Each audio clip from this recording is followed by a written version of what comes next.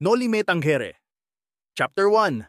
Isang pagtitipon, a social gathering. Imagine mo na lang, nasa Pilipinas ka noong panahon ng Kastila. It's late October, tapos bigla na lang nag-announce si Kapitan Tiago ng isang grand dinner party sa bahay niya sa Calle Anloague, Binondo. Halos lahat ng importanteng tao sa Maynila ay invited. Kahit short notice, ang bilis kumalat ng balita. Bakit kamo? Kasi si Kapitan Tiago, sikat na sikat sa pagiging generous at close sa mga praile at opisyal. Kaya kung may pa-party siya, dapat andun ka. Para siyang elite influencer noong panahon ng mga Kastila. Mayaman, sikat, at kilala sa mga social gatherings. Kaya naman, pag may party siya, pasosyalan yan. Trivia: Kapitan Tiago is not an official captain. Hindi siya military. Hindi rin siya pulis. Parang honorary title lang yan kasi, well, pera is power. Cramming ka na naman? Don't worry.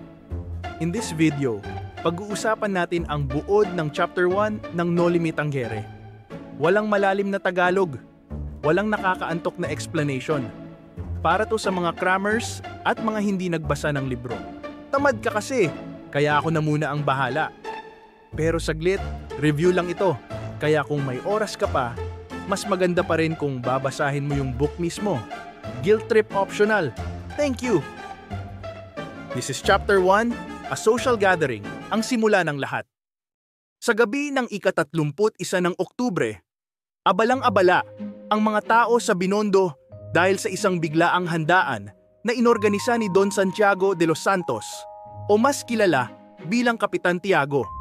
Aba, halos lahat gustong pumunta. Yung iba nga, naghahanap agad ng pampakintab ng sapatos habang yung iba ay nag-aayos ng kanilang mga damit para mukhang sosyal pagdating doon.